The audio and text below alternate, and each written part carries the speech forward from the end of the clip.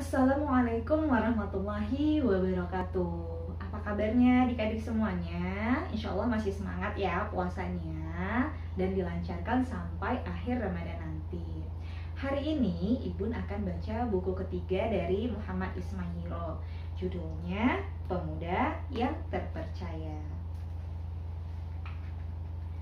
Muhammad kecil kini sudah tumbuh menjadi sosok pemuda yang tampan dan disukai banyak orang. Bagaimana tidak, Muhammad begitu santun, lemah lembut, cerdas, bertanggung jawab dalam setiap tugas atau pekerjaan yang diberikan, jujur dan selalu menghindari hal-hal yang tidak baik. Pantaslah Muhammad muda mendapatkan gelar Al-Amin atau yang terpercaya. Bakat kepemimpinan Muhammad muda juga sudah mulai terlihat. Pada usia 15 tahun, dia sudah terlibat membantu para pamannya dalam perang Fijar. Dan pada usia 20 tahun, Muhammad muda hadir di Hilful Fudul, yaitu persekutuan atau perjanjian kebajikan yang dilakukan setelah perang Fijar.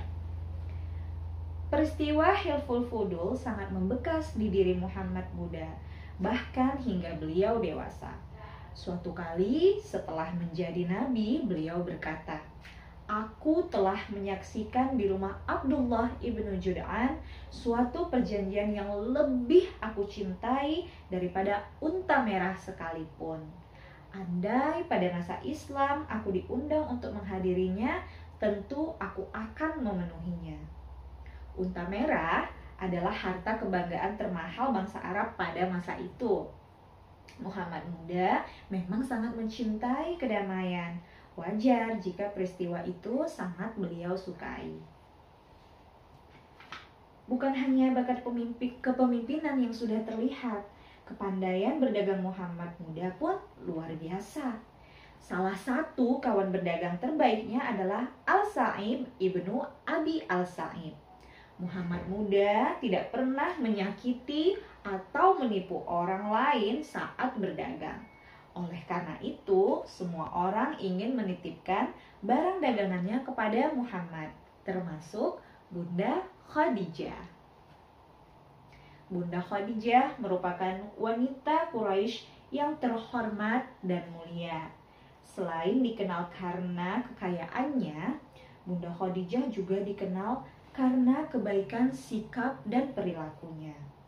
Muhammad muda kemudian menjalankan usaha untuknya dan berangkat menuju Syam, ditemani oleh Maisarah, pembantu laki-laki Bunda Khadijah. Tentu saja Muhammad muda melakukannya setelah mendapat izin dari paman Abu Thalib. Maisarah begitu kagum akan kemuliaan akhlak Muhammad muda. Dia menceritakan kepada Bunda Khadijah semua kebaikan Muhammad muda, termasuk pertemuannya dengan pendeta Nastura. Bunda Khadijah pun bertambah rasa percaya dan kekagumannya kepada Muhammad muda. Dalam sebuah riwayat, Maisarah bertemu pendeta Nastura, dan pendeta itu bertanya, "Siapakah yang berteduh di bawah pohon itu?" "Orang Quraisy dari Makkah," jawab Maisarah. "Tidak seorang pun berteduh di bawah pohon itu, melainkan dia seorang nabi. Dia adalah nabi terakhir," lanjut sang pendeta. Maisarah sangat terkejut dan diam-diam menceritakan semuanya kepada Bunda Khadijah. Lalu benar saja, selama Muhammad muda menjalankan usaha perdagangannya, Bunda Khadijah, harta kekayaan Bunda Khadijah menjadi jauh lebih banyak daripada sebelumnya. Keuntungannya berlipat-lipat. Semua orang kagum dengan kecerdasan Muhammad dalam berdagang. Saat itu usia Muhammad belum genap 25 tahun, tapi sudah berdagang hingga ke negeri Syam. Insyaallah, jauh ya. Allah Subhanahu wa Ta'ala Maha berkuasa atas segala sesuatu. Muhammad muda kemudian menikah dengan Bunda Khadijah. Kini Muhammad muda sudah menjadi seorang ayah. Ayah Muhammad dan Bunda Khadijah dikaruniai 6 orang putra dan putri. Al-Qasim, Zainab, Ruqayyah, Ummu Kalsum, Fatimah, dan Abdullah. Al-Qasim dan Abdullah meninggal dunia saat mereka masih sangat kecil. Sementara itu, Ruqayyah, Ummu Kulsum, Zainab, dan Fatimah tumbuh dewasa hingga kemudian meninggal dunia sebelum ayahnya. Kecuali Fatimah, dia meninggal 6 bulan setelah ayahnya. Jauh setelah Bunda Khadijah wafat, ayah Muhammad memiliki 1 orang putra lagi bernama Ibrahim. Namun Ibrahim pun meninggal ketika masih bayi. Di tengah keluarga ayah Muhammad dan Bunda Khadijah juga ada Zaid bin Harisah dan Ali bin Abi Thalib. Sebelumnya, Zaid adalah budak yang diperjualbelikan hingga sampai ke rumah Bunda Khadijah. Rasulullah Shallallahu Alaihi Wasallam sangat menyayangi Zaid hingga beliau menjadikannya sebagai anak angkat. Zaid sangat senang dan bersyukur bisa tinggal dengan ayah Muhammad dan Bunda Khadijah. Demikian juga Ali, putra dari paman Abu Thalib yang diminta ayah Muhammad untuk tinggal bersamanya. Semua orang senang jika berhubungan dengan ayah Muhammad. Selain baik, ayah Muhammad juga dicintai karena sifat beliau yang selalu memudahkan urusan orang lain.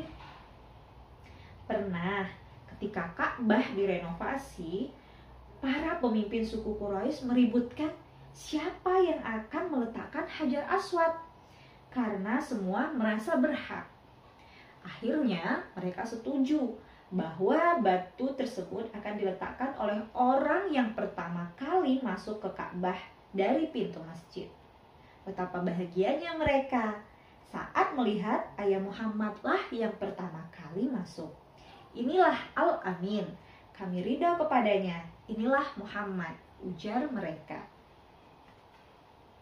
Ayah Muhammad kemudian menghamparkan sebuah kain, meletakkan Hajar Aswad di tengahnya, meminta para pemimpin kabilah memegang ujung-ujung kain, kemudian mengangkat batu itu bersamaan. Saat sudah mendekati tempatnya, ayah Muhammad mengambil batu tersebut dan meletakkannya di tempat yang seharusnya. Cerdas dan bijaksana sekali, bukan? Masya Allah. Hajar Aswad atau batu hitam adalah batu yang berasal dari surga. Sebelumnya batu itu berwarna putih.